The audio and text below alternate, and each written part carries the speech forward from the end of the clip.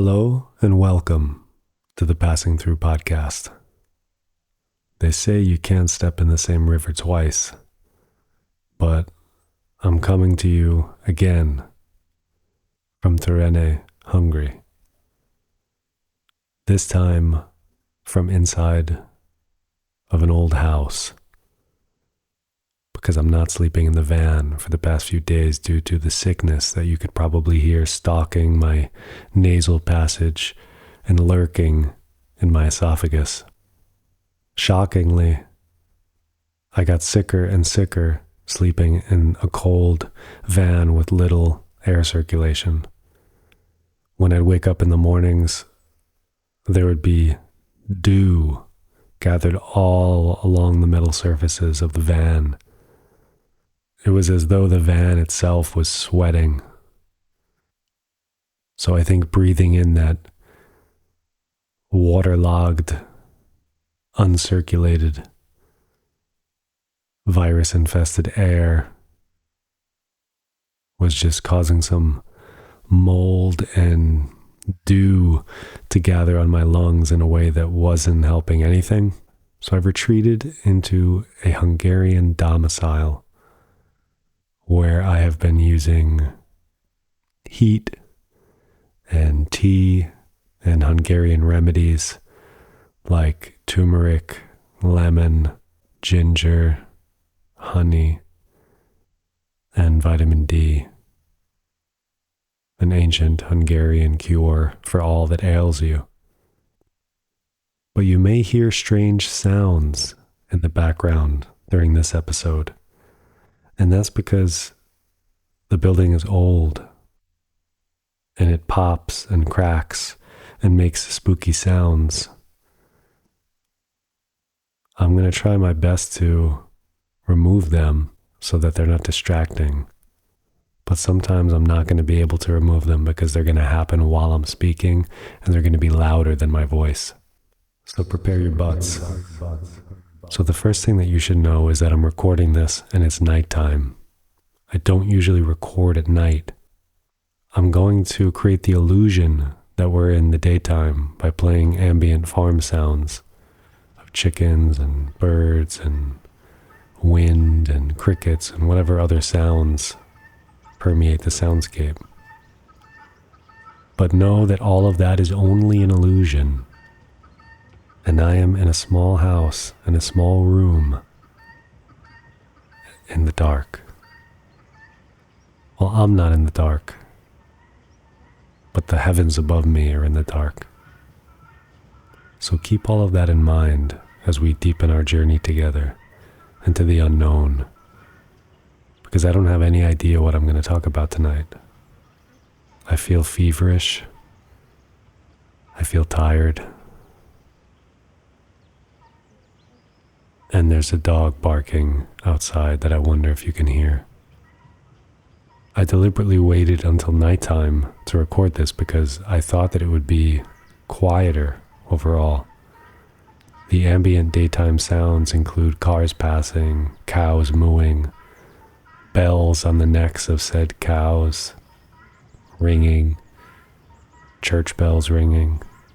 From the window, I could see in the distance an old church. And there's been a long lineage of bell ringers in this village. And I've been told that currently a 90-something-year-old woman rings the bell in this church tower, which is incredible because that means she walks up the stairs of this church tower every day. There's certainly not an elevator. She grabs onto a rope and he yanks on it, swinging the bell back and forth, ringing it out for the whole town and village to hear. That's dedication. That's a job that hasn't been claimed by automation. Yesterday, I was out in the sun because I wanted to go for a walk. I was tired of having been cooped up in this room for too long. And I was out in a field, and there were a handful of cows, beautiful cows with dark faces and dark legs.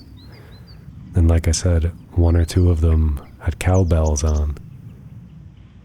And just the sound that produced, the sound of the breeze, the quiet, you could almost hear the clouds passing overhead, and the gentle sound of a bell on a cow's neck ringing as it moves its head or eats some grass. It was surprisingly calming and peaceful. And I recorded that, so I'm going to play a little bit of that sound for you in a minute here. But I wanted to pause before I do that and just note something that I was thinking about after the last podcast. Because in the last podcast, I had said that this podcast, the one that you're listening to, the Passing Through podcast, isn't particularly educational. And I think that this was actually misguided, because the more I thought about it, the telling of story is highly, highly educational, and was a technology that we used to pass down information between generations, across different groups of people and time and space. This is a technology that predated writing. So we use this for untold millennia as a way to immortalize people in story, to generate mythologies, even to be used as maps, I would assume, to name places, to link spirits and gods to mountains and rivers and forests. This is something that we relied on to survive as a people. So I didn't mean to demean or diminish or belittle storytelling. Storytelling is something that's always been dear to my heart. I think the times when I have the most fun or feel the most alive even is when I feel like I'm channeling a good story, or I'm witnessing someone do the same. It's really enveloping and engrossing and captivating in a way that few other things are. Personally, I consider storytelling an art form. It's a way that we get to know one another. It's how we share our own personal mythologies and sense of self and place and lineage and ancestry even. The stories that we tell about our families. Even the way that we tell stories is shaped by those who taught us to tell our stories. So when I speak, there are echoes of my father, probably my grandfather, and his father, and his father. And not just fathers, mothers, aunts, grandmothers. Whole populations of people that live on invisibly in me and in all of us. I don't think we often give much thought to that, but I'll give you the thought to ponder while you listen to Hungarian cowbells ringing out in sunny pastures in front of ancient-looking churches.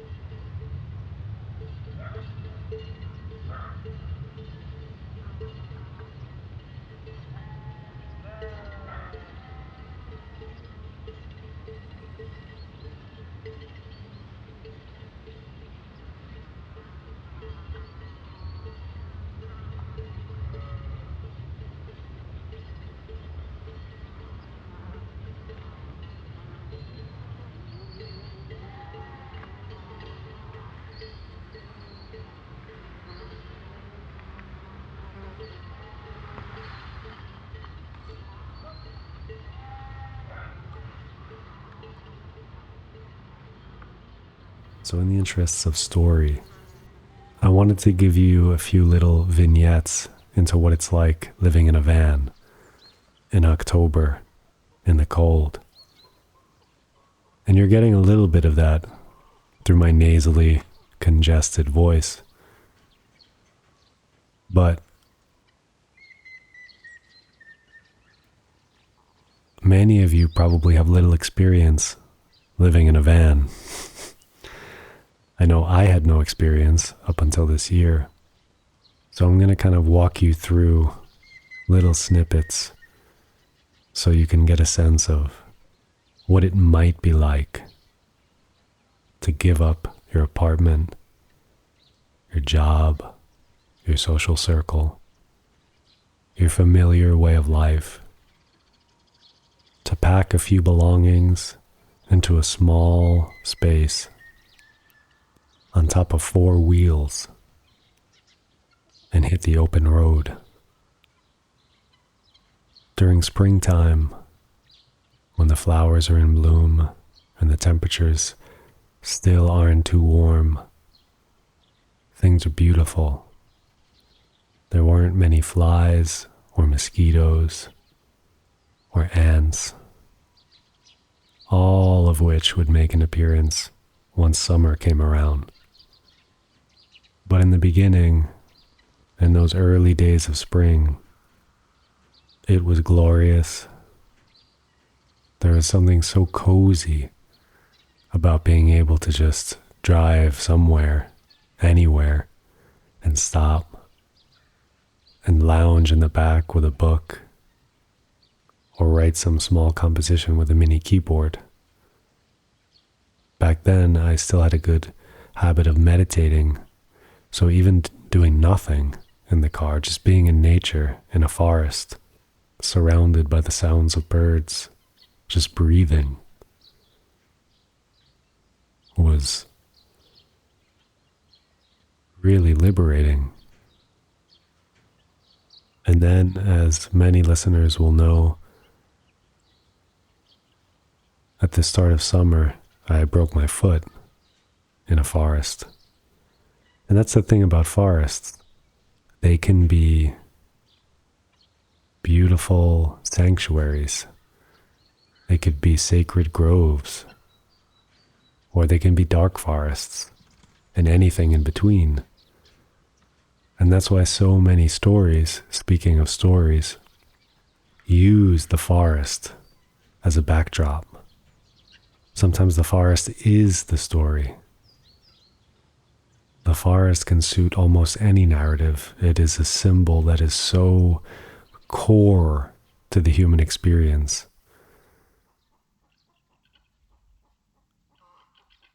So it's fitting that I broke my foot in a forest. And this taught me some things about van life. Living in a van with another person with a broken foot is difficult, even painful. So quickly, I learned that we would need to take a brief hiatus and get me somewhere where my foot could be safely elevated and out of harm's way.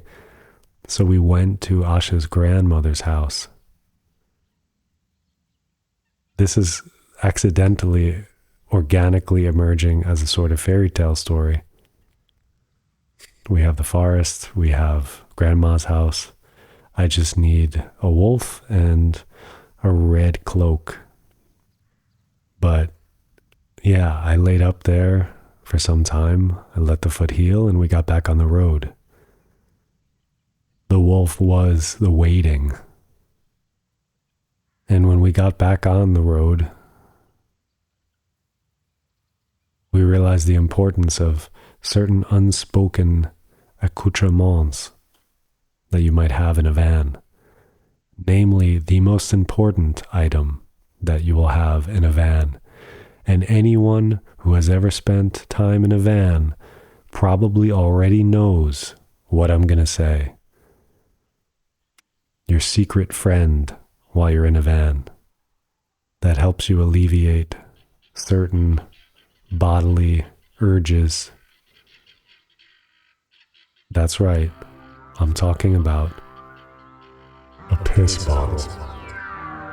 It is an indispensable item in a van. Because there are times when you're driving and there's no bathroom and you've drank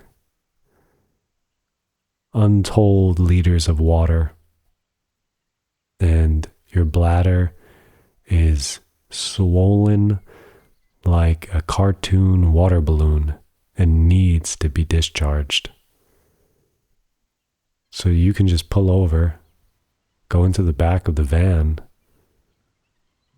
and unleash that load like a racehorse. It's an essential item. And it's not just when you're driving and there's nowhere to go. It's when you're parked somewhere and you're sleeping and you wake up in the night and it's cold, or it's a long walk to a bathroom somewhere and there's not a tree nearby.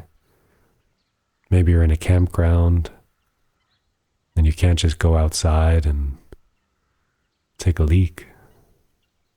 So you have a piss bottle. Now some of you might think, yeah, okay, that's cool, but I have a vagina. I can't piss in a bottle. And boy, are you mistaken. Asha has a piss bottle. She probably doesn't want anyone to know this, and I am probably seriously violating some confidentiality by sharing this, but they make piss bottles for women. They have a special contour, special cap, special design. They are like sophisticated technology. You know, I'm just pissing into like an old fucking bottle that has a wide mouth that had like beans in it or something. But Asha, hers is like a industrial scale, modern marvel of engineering, kind of like streamlined ingenuity and luxurious comfort. It is, I want her piss bottle. That's how nice it is. So if that's what's been deterring any of you from venturing out into the wild world out here and becoming an itinerant vagrant, don't let that stop you.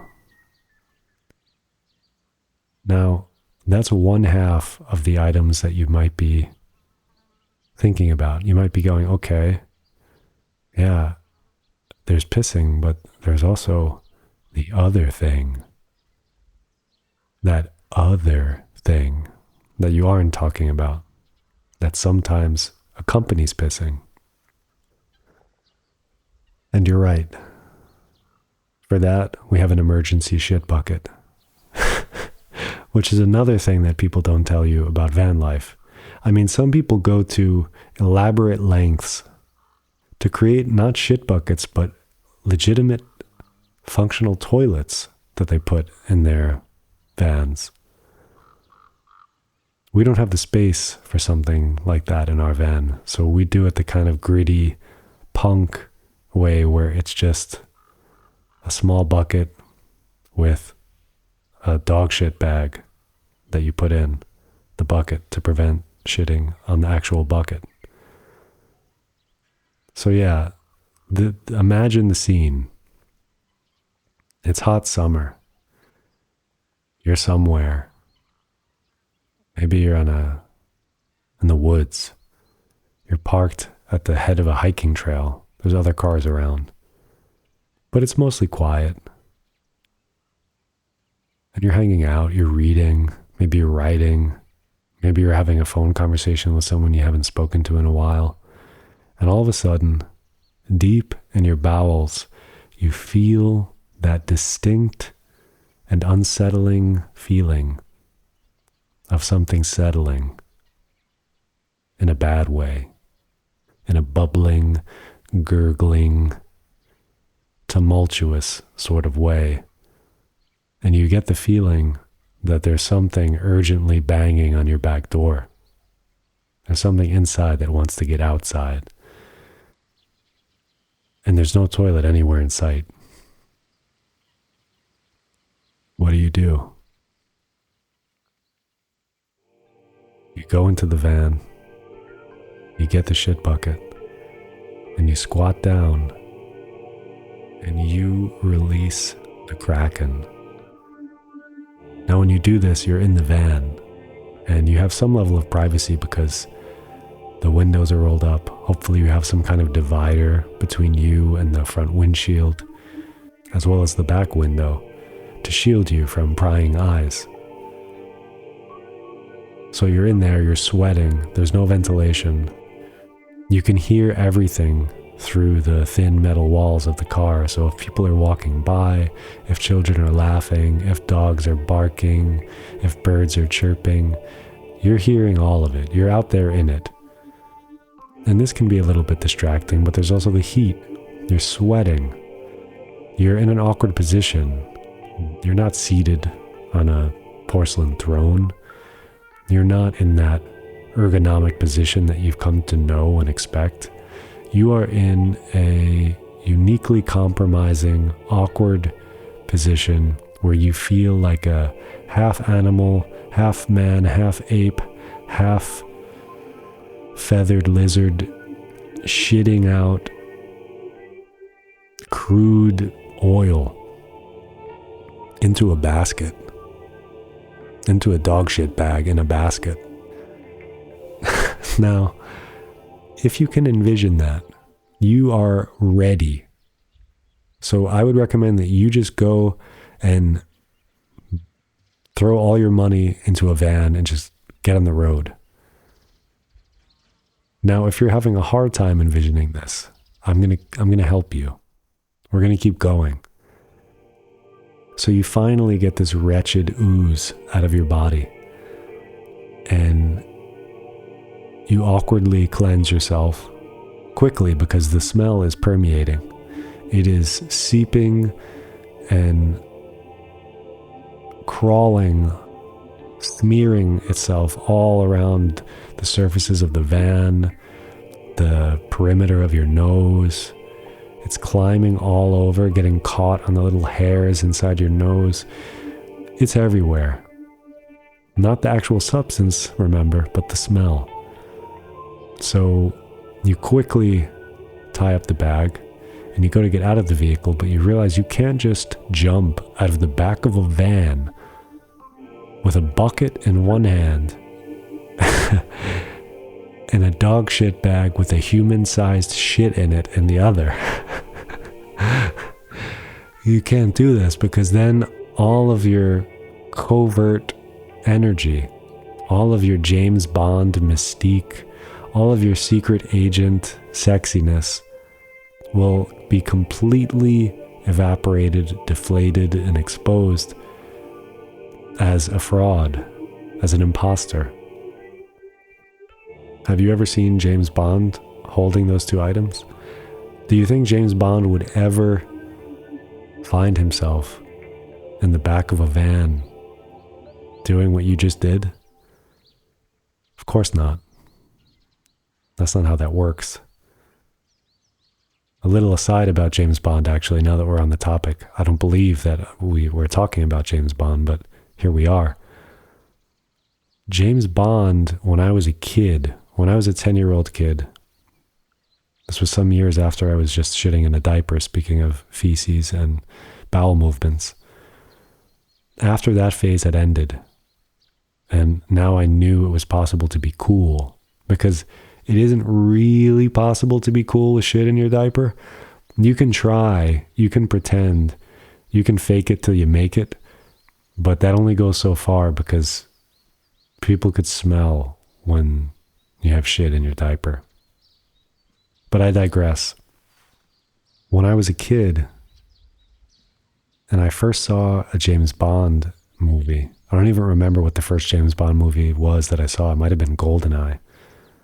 Maybe it was even an old Sean Connery episode on rerun on TV. But it was so cool. The fast cars and high-tech gadgets and the espionage and the secrecy and all of that stuff. And I remember thinking, wow, when I grow up, I want to be a CIA agent, or I want to be like James Bond. I want to go kill bad guys and blow things up and have little like lasers I could shoot out of a watch or a pen that it can explode. And then now that I'm older and I look back on James Bond, I realize that all of that is kind of bullshit. That's actually kind of an elaborate propaganda that mythologizes this character into something that it isn't. Speaking of frauds and imposters, James Bond is effectively like a mythic hero for the state. You know, think about it for a second. Like, what is a state, first of all? A nation state, what is that? That's a relatively modern invention. Even the term is only a few hundred years old. And usually, what defines a state is the fact that the state has a monopoly on violence. The state can use coercive force with impunity. The state can sentence you to death. The state can invade a sovereign nation. The state can execute its citizens. The state has militarized police forces or literal militaries that can dispense with whoever they deem needs dispensing. In other words, the state, much like James Bond, has a license to kill. The other thing that a state usually has is a way to control the flow of information. We could call this bureaucracy. We can call this some governmental organizational structure that comes in to ensure some information is concealed and some is deliberately leaked. And there's a whole series of calculations and machinations behind that. But when you look at James Bond, he is literally an agent of that type of organization. He has access to classified documents, secrets, falsified documents. He may be part of propaganda. You know, his name, literally, he's referred to as a secret agent. Agent of the state with a license to kill. He furthers the agenda of the state. You know, when you look at the villains of a Bond movie, who are they? They're designated terrorists, designated by the state. And why? Generally because they threaten the state, or they challenge the state's authority, or they want to extort world superpowers or try to topple regimes. And why do they want to do those things? I mean, in the case of some of those villains, it's because they're just completely demented caricatures of evil, like something akin to Dr. Evil from Austin Powers. But really, these types of villains arise out of the conditions manufactured or produced by the state. So yeah, think about that one too. I don't have cowbells.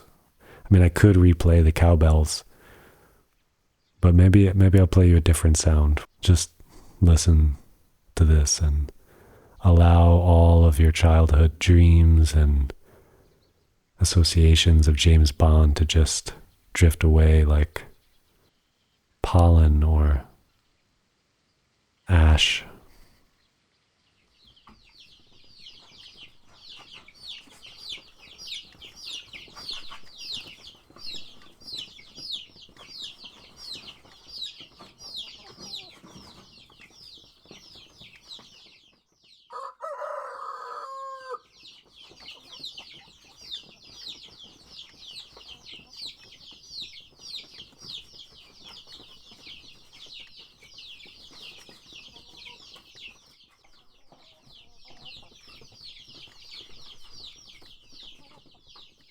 Okay, so back to the hairy secrets, the secret agents of van life, piss bottles and secret shit buckets. This is turning into a really lewd, crude episode of Passing Through. We're passing through the outhouse on this one. And that's okay, because sometimes you're passing by the outhouse and it stinks. Or sometimes you're shitting in the back of a sweltering van, and that's what it is. That's life. Think of all of our ancestors who did the same millennia ago. They didn't have vans or buckets or dog shit bags, but they were still doing it. Some days I wonder, is it a gift or is it a curse? 'Cause it feels like I'm living in the back of a hearse. Oh, Vanderweller Boogie.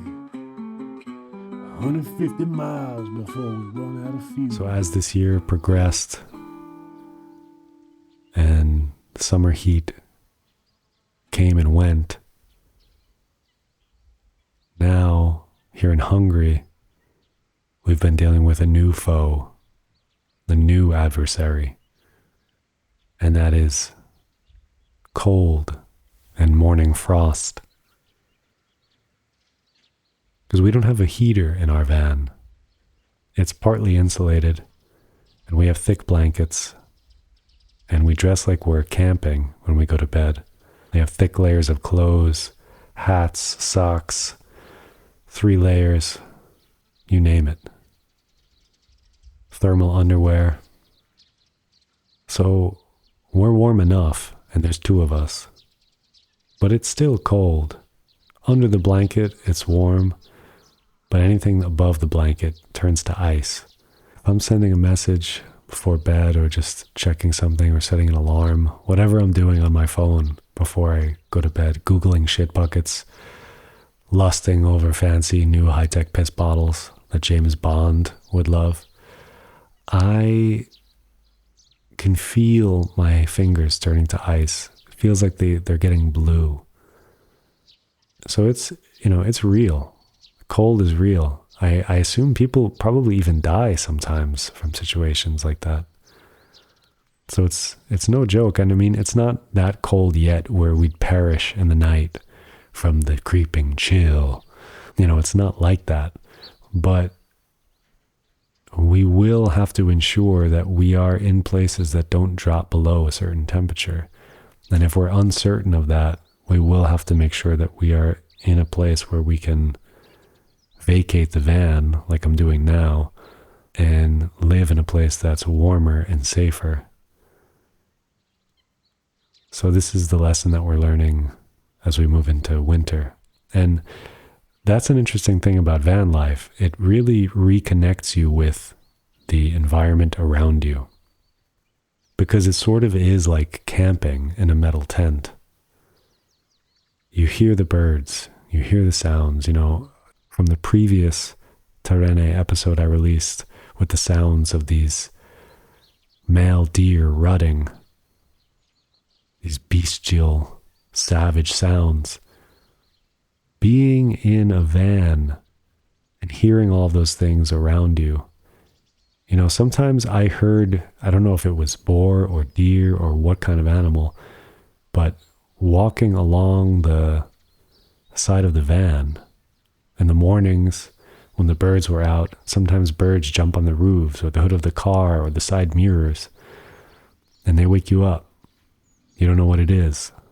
So it's not just temperatures, but it's literal sentient beings in the environment. You don't really quite get that level of intimacy and connection from inside of a house. You might get the errant spider, the fly, the wasp, maybe a mouse, these kind of things. Pedestrian intruders, not really the more wild things that go bump in the night. And sometimes those things that go bump in the night are human, which is also another layer of complexity. There was a previous episode where I discussed that as well. If you want to go back and listen to the one from Szczawnica, Poland, there was a time where we were camped in a forest, and at 4:30 in the morning, a guy comes knocking on the door wearing no fucking pants, strung out on drugs, or who knows what was going on there. I don't really even know. These are the types of things that you open yourself up to when you're on the road like this. And that's another thing. On this journey, when we're going to eco-villages and permaculture farms and various places that are kind of off the grid in the middle of nowhere, the other kinds of people that you meet most of the time are cool, wonderful, inspiring people who have a lot of shared similar interests. But sometimes you're meeting people who are more like drifters, kind of wayward travelers who don't fit in, who exist at the margins of society, who maybe reject a lot of society's rules or norms, who might be running from something or toward something. And some of those people aren't your friend. You know, if you go back and listen to the Odd Man episode, you can hear a little bit about that. And that doesn't always happen, of course, but this lifestyle and opting out of the mainstream and entering into the fringe attracts a certain kind of personality. It attracts a certain type of character. So it requires different tools, different ways of being, different modes of thinking. And some of those modes I'm not accustomed to, or I have little practice in. Even the things that we're doing on the farm, you know, tying fences, taking care of animals. I don't have experience with that. Building compost piles, saving a duck from the noose that it made of the fence that it tried to escape through. You know, that happened last night. We were going to get the ducks in, and I realized there was a duck, just this poor white duck, just gasping and frantically jumping around by the fence. I didn't know what it was doing. It was making strange sounds. And I went over to it and I noticed that it was actually caught in the net. Its neck was I don't know how it did it, but its neck was completely wrapped around the fence, or rather the fence was wrapped around its neck. I tried to get it out. It was panicking. I had to calm it. But once I did get it sufficiently calm, I realized that what it had done, it wasn't really possible to undo. And the more that I tried to undo it, the more I feared that I was making it tighter and tighter around its neck. There was something horrifying about the sound of a poor little duck just gasping for air. I was watching its eyes getting more tired, as it was probably just exhausted from struggling before I had found it. And so I just grabbed a knife and cut the fence and said, fuck it, I need to get this duck out of here. And it was happy after. You could tell that it was so happy to get out of that situation. It was great to free it, but these are the types of things that you never have to do in the real world. You know, sometimes you might find a little bird that fell out of a nest, or an injured pigeon or something in a city, but that's a different thing. You know, you don't feel like you're responsible for it. You don't have to intervene. You want to. And there have been times that I have. You know, you call like a local vet, or you find some way to deal with the thing. But when you're on the farm, you are the one who has to deal with the thing. So the same is true when you're in the van. There's no one to call when you're alone in the forest. One of the kind of gifts and the curses of this experience is that it is empowering. It makes you more accountable and responsible for yourself and to what's happening around you, because there is no one to call. So yeah, I think it's that time. I'm getting tired, and I want to leave you with an eco tip before we go. And this week's eco tip is going to be about how you think about ecology and climate change. Because when we think about climate change, we often think about carbon emissions. And we kind of do this in a reductive way, where we boil everything down to carbon emissions. If we could only reduce carbon emissions, everything would be okay. And this isn't really true. This is sort of disingenuous, and it's a misleading way of thinking and framing the problem. So this week's eco tip is me encouraging you to think differently about the way that you think about or perceive the climate crisis. Instead of thinking about it in terms of carbon emissions, because let me just illustrate my point a little bit here. Imagine, and I may have mentioned something like this in a previous episode, but imagine we figured out some ingenious way to use plastic or some kind of waste material as a fuel, and we were no longer dependent on fossil fuels. What would that change? If we still had the structures in place of overconsumption, production, manufacturing, infinite growth, colonialism, extraction, all the same things just went on. They kept going. We made no cultural changes, no changes to our beliefs or to the way that we organize ourselves or think about the world. Would changing the fuel source make any meaningful difference? I don't think so. And that's because there are other things at play here.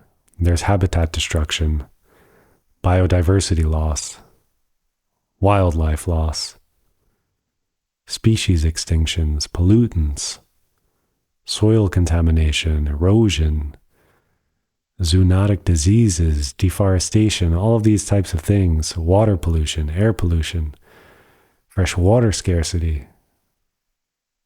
All of these things, all of these losses of biodiversity and habitat and the lack of clean or available resources, these are serious problems, and they're kind of masked or obscured if we are just focusing solely on carbon emissions.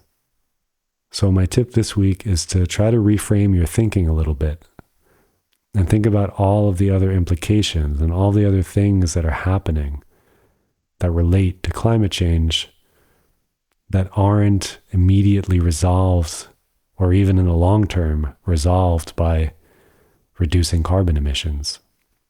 Because the way that we think about what's happening informs the way that we talk about what's happening.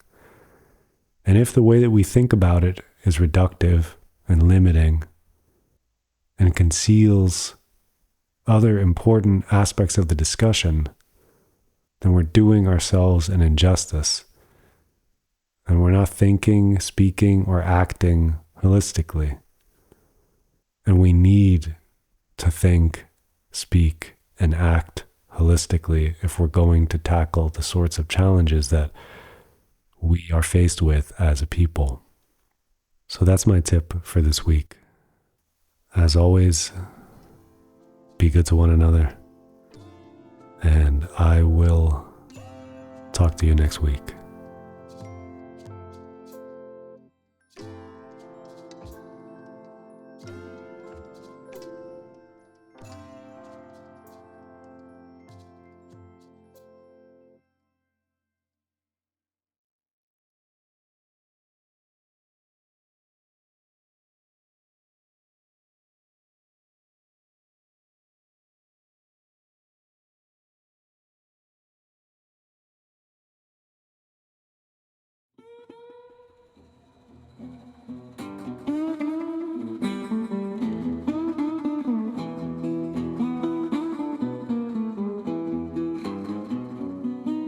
Sometimes I use a bucket, sometimes I use a pot. Sometimes an empty coffee cup's the only thing I got. It's hard out here living, it's hard without no home. It's harder when you're doing it out on your own.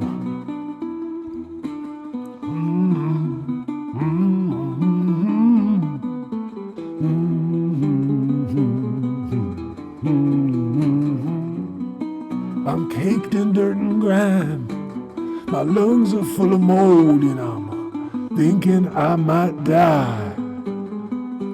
Oh, I got mold. I got cold. Frozen. Some days I wonder, is it a gift or is it a curse? 'Cause feels like I'm living in the back of a hearse. Ooh, Vanlife boogie. 150 miles before we run out of fuel. And don't forget to rate this podcast and share it with your friends. Do it now. Do it right now.